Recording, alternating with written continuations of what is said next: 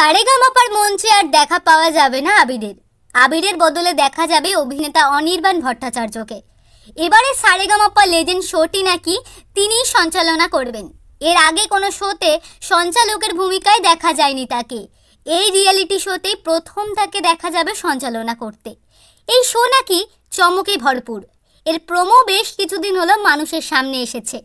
Promo দেখেই বোঝা যাচ্ছে এবারে একাধিক সঙ্গীত শিল্পী দেখা মিলবে এখানে, যেমন জাভেদ আলী, শ্রীকান্ত আচার্য, রাঘব চট্টোপাধ্যায়, হৈমন্তী শুক্লা, ইমন চক্রবর্তী, মনোময় ভট্টাচার্য, জোজো আরও অনেকেই।